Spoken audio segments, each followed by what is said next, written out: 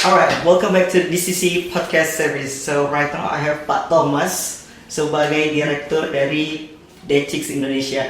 So I think today we're going to talk more into like educational thing about the internet exchange, Pak. Oke. Jadi karena aku tahu nih kalau misalnya Dechix Indonesia itu nggak pemain lama, nggak pemain baru juga, hanya baru datang ke Indonesia recently aja ya Pak ya.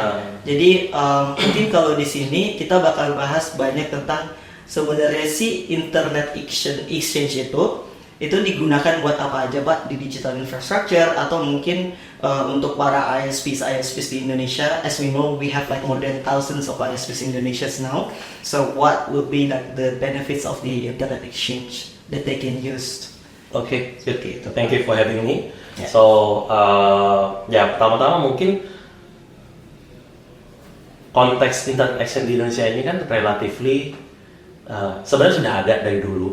Hanya saja yang benar-benar dirasakan pentingnya internet exchange itu baru recently. Ya, recently itu kenapa? Karena khususnya pada saat post COVID, ya, during pandemi kita semua warga Indonesia tiba-tiba secara global khususnya mau nggak mau harus menyesuaikan pola kita untuk berinternet. Ya. Tadinya kita cuma ke kantor, bahkan ada orangnya kalau zaman dulu itu masih ya udah download filenya di kantor aja gitu karena beda pergi kenceng. Betul. Ya kan? Tapi sekarang di rumah itu dengan ketersediaan FTTH, ketersediaan fiber di berbagai seluruh pelosok Indonesia, maka kesempatan kita sebagai pengguna internet itu lebih terbuka luas ya untuk bisa memilih sarana dan prasarana penunjang infrastruktur internet broadband khususnya. Nah, karena eyeball kita dalam hal ini kita sebagai pengguna internet itu semakin besar, otomatis konten-konten yang tadinya hanya terhubung di data center luar negeri pelan-pelan akan mulai memasuki Indonesia ya ke edge-nya. Artinya dia akan mendekatkan dirinya dengan kita selaku eyeball. Nah, karena Indonesia juga memiliki demografik yang luar biasa tinggi dan terus tumbuh ya, saat ini kita 280 juta jiwa, artinya konsumsi Indonesia untuk traffic kita nanti semakin hari juga semakin meningkat ya. Dependensi kita akan konsumsi konten itu sehari-hari makin meningkat, tidak hanya lagi yang kita sebut hanya sebatas platform untuk video streaming ataupun yang lebih luas dari chatting ya, tapi lebih luas daripada itu lagi. Kita juga melihat fenomena banyak UMKM di daerah itu sudah mulai digitalisasinya, mereka udah live shopping, gitu ya, itu artinya kan konsumsi bensin juga makin meningkat. Nah, kehadiran internet exchange di Indonesia ini sudah tidak bisa lagi dihindari lagi ya, fungsi perannya tidak bisa dihindari lagi. Nah, selama ini di Indonesia ada beberapa internet exchange yang sudah terlebih dahulu diintroduce di market. Namun tidak dikelola sebagai produk ya, melainkan lebih ke add-on service ya, ibaratnya seperti gimmick. Nah, maka itu saat ini kita mencoba membantu teman-teman khususnya komunitas ISP untuk lebih memahami sebenarnya internet exchange itu ada juga loh kasta-kastanya, ada juga loh fungsi-fungsi perannya gitu. Siap. Berarti sebenarnya itu IX itu nggak hanya akan dikelola untuk sebagai penetrasi internet yang Indonesia udah naik banget, terus dipakai hanya untuk ya sekedar hanya the internet use of like the eyeball connections. Jadi kayak sebenarnya IX itu bisa juga diaplikasi ke digital infrastruktur di tempat yang lainnya. Betul. Nah, apa aja sih Pak itu yang betul? Jadi tadi kalau kita mengangkat contoh lagi untuk yang digitalisasi UMKM di daerah misalkan ya kan, apakah artinya pada saat kita mengonten konten itu harus kita transport ya dan tanda kutip dari Banyuwangi all the way sampai ke Singapura, Jakarta, dari Jakarta baru ke Singapura baru live gitu ya. Notabene kan harusnya konten-konten ini juga bisa tersimpan di mendekatin user, di mana itu Edge data center. di edge data center itulah konten-konten itu residing, dan dari sana justru dia tidak perlu lagi harus diekspor dulu ibaratnya. Dari lokasi itulah yang untuk bisa menjadi sumber untuk pendistribusian konten itu. Nah, fungsi internet exchange bisa menjawab kebutuhan tersebut. In terms of latency nih Pak, kalau aku boleh nanya, berarti kalau dengan adanya peran-peran IX yang udah ada di Indonesia, kayak misalnya Dechix ya Pak ya, itu nanti akan nge-reduce the latency, jadi mereka semua itu penetrasi internet itu lebih bagus. In general mungkin yes, betul. Itu akan menambah atau mengubah tingkat kenyamanan user dalam mengakses sebuah konten. Tapi kembali lagi, yang kita terapkan di dalam satu platform internet exchange ini adalah sifat satu ekosistem. Artinya semua stakeholder di Indonesia itu wajib hadir di dalam satu internet exchange platform itu. Supaya apa? Supaya opsinya lebih banyak.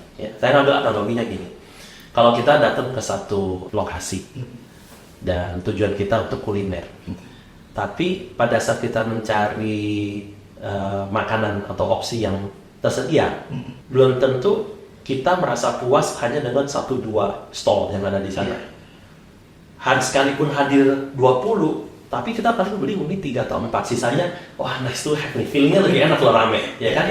Nah, sama halnya yang pemilik toko makanan atau minuman, pada saat sebelum mereka buka, dia kan juga akan bertanya sama yang si penyelenggara kan, emang berapa banyak sih orang yang akan datang ke sana gitu, ya kan? Ini kan chicken and egg gitu loh.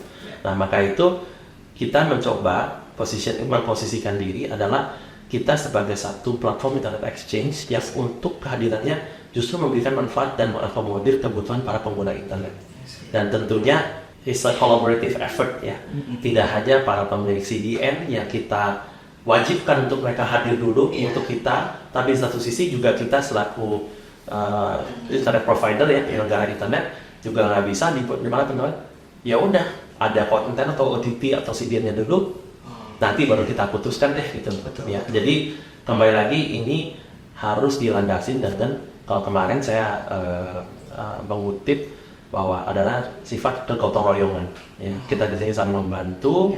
Kita menyediakan satu platform, dalam hal ini adalah secara teknologi internet exchange itu sendiri juga sudah cukup mature, sehingga ini harapannya bisa memfasilitasi tingkat penetrasi internet dan juga tentunya tidak hanya penetrasi, tapi penetrasi dengan kualitas yang lebih baik. Betul banget sih Pak.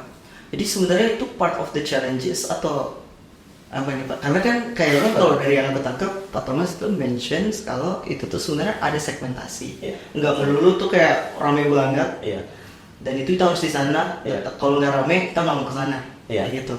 Jadi itu part of the challenges atau gimana? Well, there's a two side of the coin. Kalau misalnya kita lihat, is it challenging? Well, it is challenging. Ya, karena merubah mindset itu tidak segampang kita memberikan telapak tangan. Ya. Merubah mindset ini kan harus ada rasa kemauan. Contohnya gini, kalau misalkan kita sedang sports injury misalkan, after a sports injury biasanya kan harus ada proses recovery, kayak fisioterapi dan seterusnya gitu. Tapi kalau baru sekali menjalankan harus langsung bisa sembuh, itu agak mustahil. Kan ada proses. Nah, sama halnya dengan mengedukasi pasar ini, mengedukasi para tidak hanya penyedia jaringan, penyedia jasa, penyedia konten, tapi seluruh ekosistem ini harus kita bisa balancing, gitu ya. Memang tentunya di satu sisi itu juga menjadi visinya juga. Kenapa? Kalau misalkan tingkat penetrasi internet Indonesia sudah tinggi, tapi kalau kualitasnya rendah, maka rasa kepercayaan orang akan kualitas internet di Indonesia yang memadai atau berkualitas itu akan juga turun. Betul banget sih Pak. Ya kan? Jadi ini satu revolusi mental di dunia konektivitas internet di Indonesia. Kira-kira nih Pak, after the challenges, visions dari itu tadi penetrasinya, terus segmentationsnya, how to wisely choose, itu opportunities lies ahead, itu seperti apa sih Pak? Okay. Opportunity masih banyak ya. Kalau misalnya kita lihat data terakhir itu jumlah penyedia jasa internet itu sudah melampaui 1.100 provider, dan kita mengantisipasi angka ini akan terus bertumbuh ya seiring waktu. Tidak hanya di Java centric, tapi kita bicara juga di seluruh berbagai pelosok di Indonesia. Jadi kalau misalkan kita selaku pelaku industri dalam hal ini tidak mengambil inisiatif sekarang untuk merubah atau menata tingkat kualitas dan kenyamanan berinternet, maka kita sebagai satu komunitas di Indonesia ini akan selalu menjadi penonton. Kita akan terbelakang gitu. Ya, jadi kalau kita lihat seluruh Asia Tenggara misalkan, Indonesia adalah negara dengan jumlah populasi terbesar. Bahkan di dunia kita populasi terbesar keempat. Ya. Kita juga sama-sama mengetahui bahwa tahun 2045 itu sudah dicanangkan sebagai Indonesia Emas. Indonesia Emas ini artinya mereka-mereka saat ini yang masih di bawah 20 tahun itu eventually akan menjadi the working force, the backbone of the working force di 2045. Ya, kalau mereka sendiri tidak melek dengan dunia digital, tidak membiasakan diri, maka yes, we might have a good demographic, tapi orang-orangnya akan tertinggal. Literasi digital mereka juga akan rendah. Nah, maka itu kita sekarang yang memiliki kesempatan untuk bisa merubah pola, merubah mindset, memberikan edukasi. Ini adalah saat-saatnya kita untuk berkiprah di sana dan membuka pasar seluas-luas mungkin dan ciptakan peluang untuk mereka bisa menjadi generasi digital yang memadai dan juga resourceful. Gitu. This is what we need to do. Gitu. That's a very wise one. Aku cuma punya one last question untuk Pak Thomas nih. Karena Pak Thomas itu kan from the kick sides ya. So in order to bring those educations, all those visions, apalagi Pak tadi namanya Bapak pengen literasi di dunia digital itu nggak ketinggalan untuk semua generasi nanti yang kedepannya sampai 2045 itu seperti apa sih Pak Bapak pengen DKIS itu punya satu tempat di antara semua vision? Oke. Kalau dari kacamata DKIS sendiri saya melihat ini, DKIS ini pelaku internet exchange ya, bukan pelaku internet exchange, operator tertua di dunia.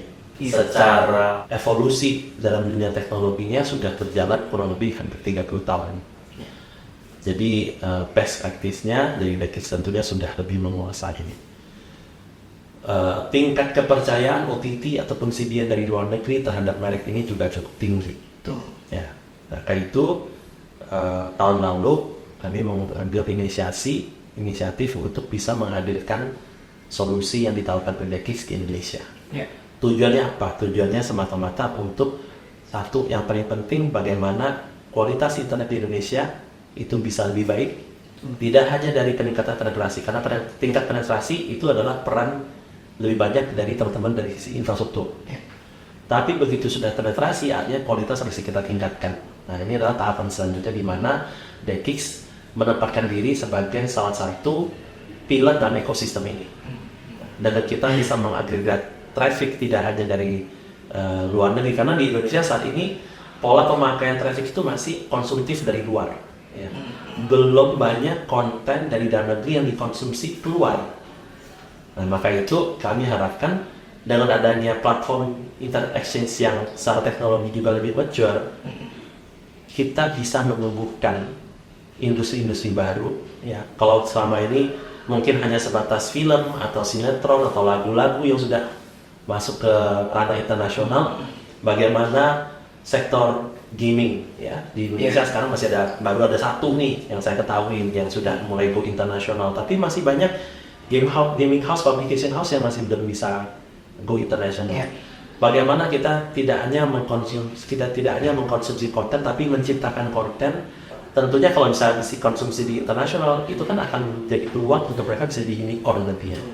Ya, jadi perannya DKIS di sana adalah kita melakukan memfasilitasi percepatan untuk kualitas internet yang lebih baik, dan tentunya harapannya Indonesia dapat satu panggung yang tidak bisa dianggap remeh ya. Kita di mata kacamata internasional, khusus dari teman-teman para stakeholder lainnya lah di luar negeri, itu Indonesia ini tidak bisa dianggap sebelah mata market ya, karena tidak hanya kita memiliki kemauan untuk bisa maju secara literasi digitalnya, tapi kita juga memiliki resource yang bisa membantu percepatan itu.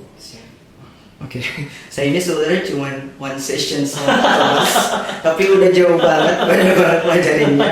In general, in educational level semuanya udah dapat. Terus yang paling aku suka dari Pak Thomas tadi itu adalah ketika gimana kita nggak cuma konsumsi sesuatu dari luar masuk Indonesia, tapi gimana sih cara nge-create something yang bisa kita bring out to the global.